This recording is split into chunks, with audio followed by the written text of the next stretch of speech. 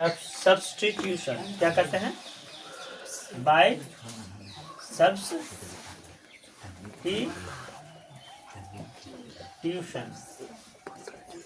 Substitution होता है। अब इसका एग्जाम्पल ले लेते हैं बाबू। 1/20 x plus 1/8y is equal to 1। समीकरण एक इसको मानते हैं। और दूसरा इक्वेशन लेते हैं 7/3 7/3y minus x is equal to 9। थोड़ा सा यहाँ पे ध्यान दो। तो हम समीकरण एक से क्या करेंगे? जिस प्रकार से उसको हल किए थे, तो 1/20 x plus 1/8y is equal to 1। अब हम ई वाला को उधर ले जाएंगे, तब 1/ कितना हो जाएगा? 8 is equal to 1 minus 1/20x हो जाएगा ना। यहाँ देखो बाबू थोड़ा सा, तो y इज इक्वल टू कितना हो जाएगा? 8 इंटू हो जाएगा 1 माइनस 1/20x। देख लो y, इसको हम अंदर हिला देते हैं तो क्या हो जाएगा? 8/20 हो जाएगा, x हो जाएगा ना बाबू? अरे होगा ना। तो क्या हो जाएगा? अब एलसीएम ले लेते हैं, तो 20 कितना हो जाएगा? 8 दूनी 16, 160 में से कितना जाते हैं? 8x। तो y इज इक्वल टू कितना हो जाएगा? यानी कि अगर इसको काट देते हैं, सॉरी रुक जाओ थोड़ा सा, तो कितना हो जाएगा? ये 8 माइनस 2/5x। एलसीएम ले लेंगे तब 5, 8 5 40 माइनस 2x हो गया। ये हो गया समीकरण 3। अब हम समीकरण के में, अब समीकरण देखो 3 का जो मान है, देखो बाबू समीकरण 3 का समीकरण 3 का मान समीकरण के में देने पर, समीकरण 2 में देने पर, यही प्रतिस्थापन। देखो बाबू यही प्रतिस्थापन हो गया। कहने का मतलब है समीकरण 3 का मान समीकरण 2 में देने पर, तो 7/3 हो गया। तो y का मान कितना है मैया? 40 माइनस 2x बटा 5। ये समझ में आया? अब माइनस कुछ है x इज इक्वल टू 9 है ना। इतना समझ में आया? चलो इसको हम मल्टीप्लाई करते हैं, कैलकुलेशन करते हैं। इसमें से गुना करेंगे, मतलब 7 से ऊपरे तो 7 चौक 28 280 हो जाएगा। और 7 दूनी 14x बटा 5 15 minus x is equal to 9। इस समझ में आ रहा है? तो इसका एलसीएम ले लेंगे, तो 15 तो 280 माइनस 14x आई हो जाएगा कितना? 15x बराबर 9। अब बताओ कि उधर जाकर के ये क्रॉस गुना हो जाएगा ना।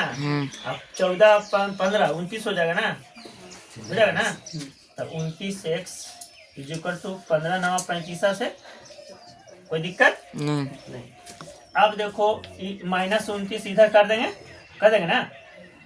माइनस 29 इज इक्वल टू 135 में से कितना घटा देंगे? 280। अब बताओ कि कितना घटने पर आएगा? 280 में से 145 है 145। अच्छा, तो 280 माइनस 135 5 होगा 4 3 7 1 145। तो माइनस में ना 145, तो माइनस कट गया, तो 29 से कटेगा। 29 पचे कितना हो जाएगा? 29 पचे 9 पचे 45 और 4 10 4 14 100, यानी 5 मरतबा ये कट गया। तो x इज इक्वल टू कितना आ गया? 5। x इज इक्वल टू कितना आ गया? 5।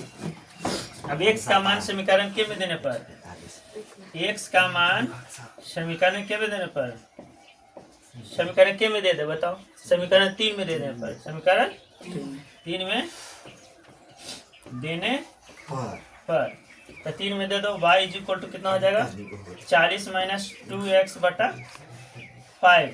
तो कितना है, x का मान कितना है 5 ना, तो 40 माइनस 2 गुने 5 बटा 5। तो 40 माइनस 10 माइनस 5 तो कितना हो जाएगा 30 बटा 5। तो 6 बचे 30, यानी कि y का मान कितना आ गया 6। तो x का जो मान हमको मिला 5 और y का मान कितना मिला 6। ये हो गया प्रतिस्थापन विधि से x और y पर डे वाला जाए नगे 7:20 तू पूछी थी। देखो मैं यहाँ एगो बता देता हूँ फटाक से एकदम। देखो ए बाबू भाई क्वेश्चन देखो, क्वेश्चन यहाँ है 7x, क्या है 7x minus 2y is equal to 8। समीकरण 1 3x plus 4y is equal to 18। समीकरण 2, समीकरण 2 देख लो। अब इसको जो समीकरण से बता रहे हैं तो यहाँ पे लिखना होगा समीकरण 1 गुना, देखो बाबू इसमें गुना करेंगे 4 से, क्या से, इसमें गुना करेंगे 2 से, कोई दिक्कत। तो समीकरण 1 गुना कितना लिखेंगे 4 और 2 गुना लिखेंगे 2। करके क्या करने पर डायरेक्ट हम लिख देते हैं, करके जोड़ने पर, करके।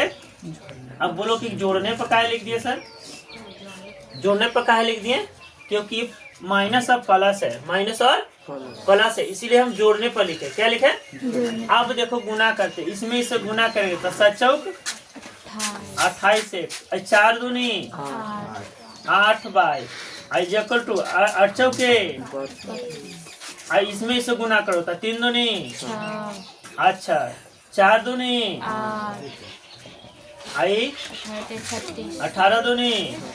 इतना समझ में आ गया साहब, यहाँ तक समझ में क्लियर आ गया है? वहाँ प्लस नहीं होगा, क्लियर समझ में आ गया? हाँ समझ में यहाँ तक आ गया, कोई दिक्कत नहीं ना। भैया गुना किए सब में, एकरा से एकरा में, एकरा से एकरा में, एकरा तीनों से गुना कर दिए 4 में, और 2 से गुना किया सब में, 1 2 3 से, ठीक है, सब में गुना कर दिए, यहाँ ले रख दिए, कंपेयर कर दिए।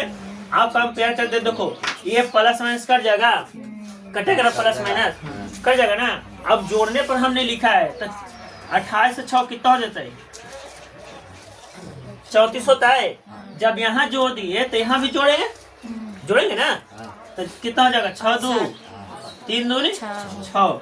अब बताओ कि x बराबर करते कि ना करते, 68 बटा 34, कोई दिक्कत।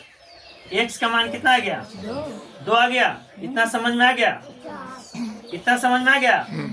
अब x का मान, x का समीकरण के में दे दे, बताओ, ये दोनों में देना, ये दोनों में, ये यहाँ नहीं, ये दोनों में, यहाँ समीकरण के में दे दे, तो लोग बोलो समीकरण 2 में देने पर, x का मान समीकरण 2 में देने पर, जो जितना में बोलेगा उतना में देंगे। हाँ जो में इच्छा है वो में दे दो, कोई दिक्कत है, कोई आंसर डिफरेंट नहीं आने वाला है, ठीक है।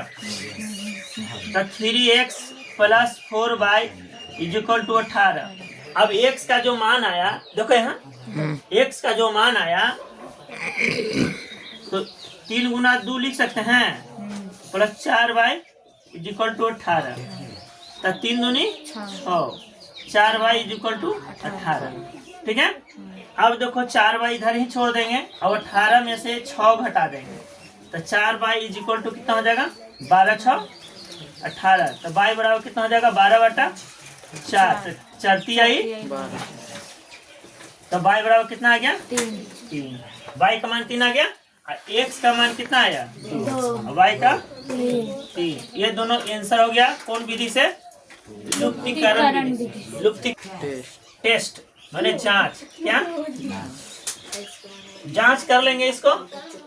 x minus 2y is equal to 8, तो x और y का मान रखेंगे तो 7 गुना 2 रखे बाबू, 2 गुना y का मान कितना रखे 3 इज इक्वल टू 8, 8 के बराबर होना चाहिए, तो ये कितना हो गया 14 माइनस 6 बराबर 8 6 हो गया, दोनों बराबर। अच्छा नेक्स्ट हम दूसरा इक्वेशन में रखते हैं, तो x plus 4y is equal to 18, तो x का मान कितना हो गया 2 ना, और 4 गुने 3 बराबर 18 तो 3 दूनी 6 अच्छा 23 12 बराबर 18 तो 18 बराबर 18 हो गए। देखो तो टेस्ट क्लियर हो गया, यानी कि दोनों बराबर आ गया ना।